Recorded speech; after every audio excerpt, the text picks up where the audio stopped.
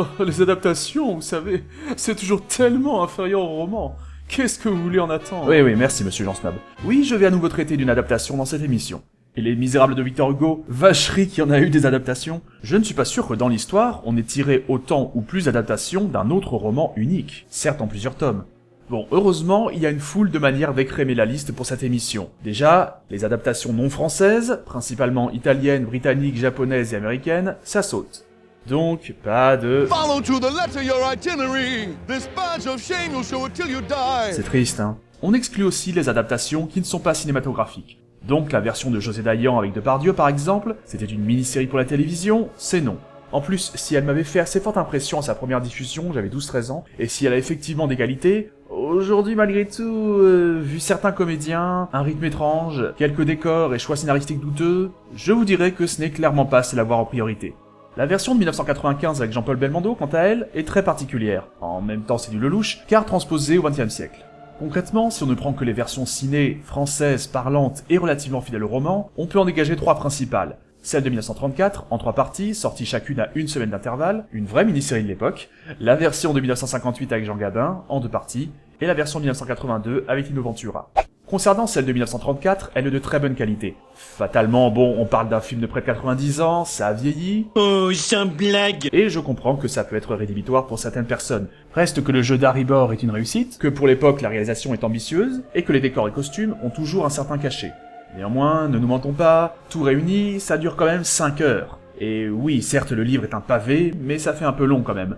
Alors quand on aime on ne compte pas, j'imagine qu'une fois plongé dedans ce n'est plus un problème, mais pour inciter quelqu'un à se lancer et voir un film, quand même, si on lui dit ça a 90 ans et ça dure 5 heures, Les producteurs ont par contre raccourci les 2 autres versions, on en reparlera. Aujourd'hui, on va donc s'attarder sur elles et les comparer. Nous avons la version du réalisateur expérimenté Jean-Paul Le Chanois, coproduction franco-italo-allemande, un film tourné en 7 mois en 1957 et sorti en mars 1958. Et celle de 1982, coproduction franco-allemande, un film du récemment décédé Robert Hossein, D'après une idée géniale de Robert Hossein.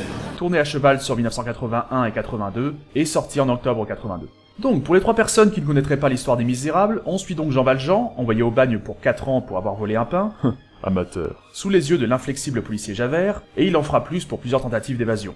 Joué par Jean Gabin en 1958 et Lino Ventura en 1982. Bien sûr, 2 comédiens d'envergure dans l'histoire du cinéma français, 2 amis, ayant déjà joué fréquemment ensemble. Des années plus tard, on suit une pauvre jeune femme, Fantine, qui trime pour payer une pension à sa petite fille, Cosette, non. Voilà. Chez la famille Thénardier, famille qui devait bien s'occuper d'elle, mais la fait trimer plus que Mademoiselle Mangin fait trimer Princesse Sarah. Devenue maire d'un village dans le Nord sous une autre identité, Valjean la défend alors qu'elle est injustement accusée d'un crime, ce qui met la puce à l'oreille de Javert, affecté au village où Valjean est maire, qui a donc vu Valjean, mais il y a longtemps, il n'est pas certain que ce soit lui. Fantine derrière finit par mourir de maladie, Valjean va donc chercher sa fille chez les Thénardier. Qu'est-ce que je vous sers? Cosette. Désolé, mais on n'a plus ça ici. Javert ayant acquis la certitude de l'identité de Valjean, ce dernier s'enfuit avec la gamine et ils sont tranquilles pendant 8 ans, mais les avances d'un certain Marius, qui malheureusement en 82 manque de naturel dans l'interprétation de Franck David, et l'insurrection de Paris en juin 1832 vont remettre les choses en question. Très résumé, voilà pour la première partie. Comme je l'ai dit, c'était plus long au départ dans les 2 cas, les versions plus courantes ne durant entre guillemets que 3 heures, 2 parties d'1 heure et demie. Jean-Paul Le Chanois a déploré ses coupes pour sa version, mais les 2 parties étant sorties en même temps, il aurait fallu faire rester le spectateur plus de 5 heures dans la salle, même avec un entracte, ça fait long. Ces scènes ne sont pas perdues, cela dit, la version originale existe toujours aux archives françaises du film. Concernant celle de 1982, la version longue ne fait que 3h40, la version télévisée la diffusera en intégralité, en 4 épisodes, chaque jeudi soir sur TF1 en mai 1985. Et elle se trouve assez facilement aujourd'hui cette version longue. Maintenant, condensée en 3 heures, il va de soi que ces films n'offrent qu'un résumé du livre. Mais d'un autre côté, elles permettent de conserver un rythme efficace, pour ne pas dire soutenu. Les puristes regretteront sans doute l'absence de telle ou telle scène et on peut les comprendre, mais on ne le dira jamais assez, la fidélité aux matériaux de base n'est absolument pas un gage de qualité. Chaque scène donne vraiment le sentiment de faire avancer l'intrigue, quiconque connaît raisonnablement son contenu verra régulièrement les passages les plus connus, sans avoir l'impression qu'on perd du temps en route avec des sous-intrigues plus ou moins dispensables. La version 58 commence à sérieusement accuser son âge. Malgré la couleur, malgré une bande sonore qui a dû être bien entretenue, difficile de ne pas s'en apercevoir. Déjà, il y a une chose flagrante. Est-ce que vous avez remarqué, souvent dans les films des années 40, 50 et début des années 60 en couleur, comme les éclairages de certains intérieurs qui devraient être beaucoup plus sombres, ne sont absolument pas réalistes. Même dans les films qui ne sont pas français, hein. Vous prenez par exemple le Robin des Bois d'Errol Flynn, même dans un château au Moyen-Âge, l'éclairage, nickel. C'est pas dérangeant en soi, hein, mais c'est un bon indicateur de l'époque du film. Une seule bougie est censée éclairer cette pièce aussi bien, comparé avec l'éclairage plus réaliste de la même scène dans le film de 82 qui a 2 bougies et un feu de cheminée. Oh ben ça oui, on y croit qu'on y voit aussi bien les égouts. Jean Valjean, le soldat inconnu. Le projet est de grande envergure, et on sent qu'il y a du blé. T'as plutôt intérêt si tu vas adapter entièrement un livre aussi dense, remarque. Et lors de l'insurrection de 1832, on a des décors ambitieux du vieux Paris qui... Oui, de nuit ça passe, mais de jour, bien éclairés, font un peu décor. D'accord. On a d'autant plus l'occasion de s'en apercevoir étant donné que, même s'ils essaient de le cacher avec différents angles, on voit toujours les mêmes rues, donc pour ceux à qui ça aurait échappé la première fois... La musique de Georges Van Paris est assez discrète, et si on peut apprécier cette sobriété en général, tant au niveau de la musique en elle-même que de son utilisation pondérée, certains passages dramatiques en deviendraient presque anecdotiques. La déchéance de Fantine, la mort de Gavroche... Fatalement, la version de 1982 a moins vieilli. Dès les premières minutes, c'est très visible, le parti pris est bien plus sombre que le film précédent, à tout point de vue, aussi bien en sens propre que figuré. Étant donné que c'est les décors de la SFP, assombrir l'image et mettre plus de fumée, c'est pratique. On vient de tourner la 35e version des Misérables, adaptée par Alain Decaux, réalisée par Robert Hossein.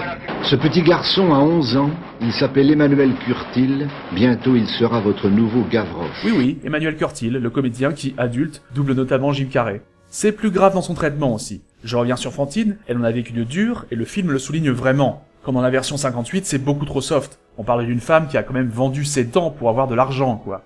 À ce propos, la musique de Michel Magne et André Hossein, le père de Robert, c'est d'ailleurs son dernier travail pour le cinéma avant sa mort, est assez somptueuse. Mais c'est également un défaut, car aussi belle soit-elle, elle est beaucoup trop reprise.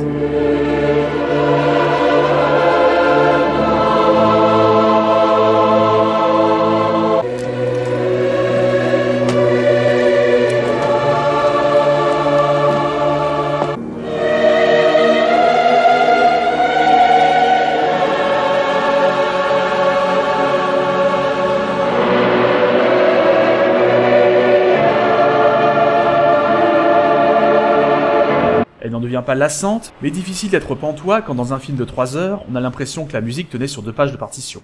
Je dis ça au risque de n'avoir l'air jamais content, car oui, la vieille version est parfois trop légère, quand ici à l'inverse, on aurait tendance à partir dans la surenchère, avec une excessive lourdeur. Ce qui ne m'étonne pas spécialement de Robert Hossein. D'ailleurs, les batailles dans cette version...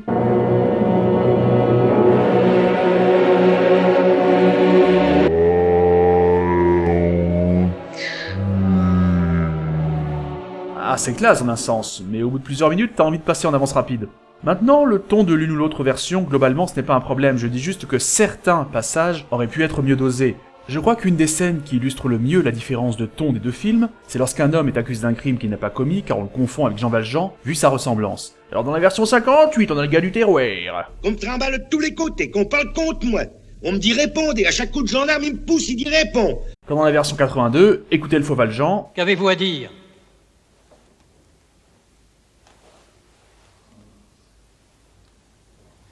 Exactement. Mais les films sont dissemblables sur beaucoup de choses. Certains se passent de tels personnages, d'autres de telles scènes. Par exemple, le père Fauchelevent est absent du film de 58, et il n'y a pas de scène du baron Thénard dans le film de 82. Dans les versions de 3 heures que j'évoque ici, oui, la scène du baron Thénard par exemple est dans la version longue. Ils sont également dissemblables au niveau de la narration. La version 58 se dote d'une voix off, la voix profonde de Jean Topard, qui permet de faciliter les transitions et de se passer de certaines scènes d'exposition. Un autre jardinier rêvait aussi en soignant ses fleurs.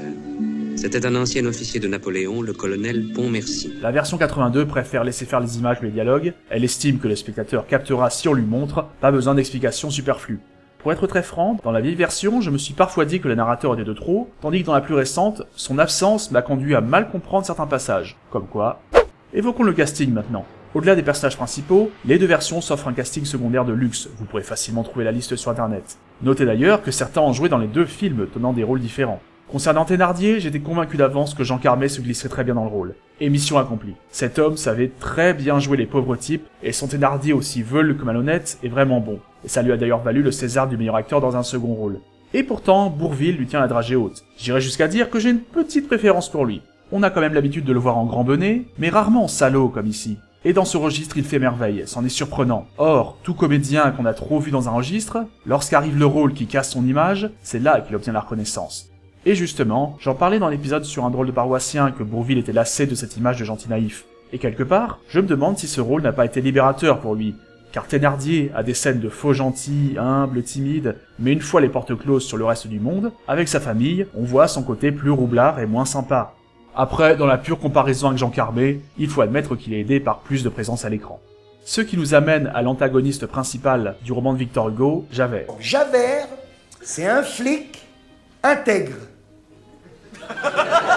Et on se demande où il va chercher tout ça, toi. Pour Javert, le type de ce rôle semblait effectivement dévolu à Bernard Blier, toujours brillant dans tous les types de flics. Mais sans lui faire offense, on peut faire encore mieux. Car je dois vous dire que ce que je préfère dans la version de 82, c'est Javert parce que il est tenu par un comédien que je ne suis pas loin de vénérer, Michel Bouquet, une de nos légendes vivantes. Il a 95 ans, une monstrueuse carrière de plus de 75 ans, fréquemment récompensé, il a mis le pied à l'étrier de bon nombre de jeunes talents.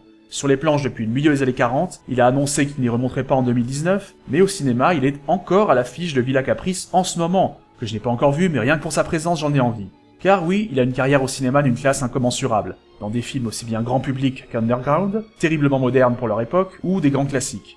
Même dans les films dans lesquels il a joué que je n'ai pas aimé, généralement, je retiens au moins sa performance. Je pourrais vous en parler longtemps, mais je risque de digresser comme un sagouin, alors je me recentre sur Javert, il le tient.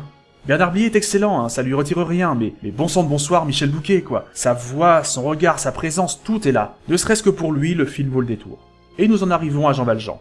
La première fois que j'ai vu le film, ça ne m'a pas surpris quand j'ai constaté que Lino Ventura n'avait pas beaucoup de répliques. Le Valjean n'est pas du genre causant de toute façon, c'est vrai, mais les grandes tirades ne vont pas nécessairement de pair avec Lino. Résultat, égal à lui-même, excellent. Il apporte de la sobriété à un film qui en manque. Mais Jean Gabin dans la version 58 flirte carrément avec la perfection. Le costume n'est pas simple à porter, mais vu l'envergure du bonhomme, au sens propre comme figuré, ce rôle était fait pour lui.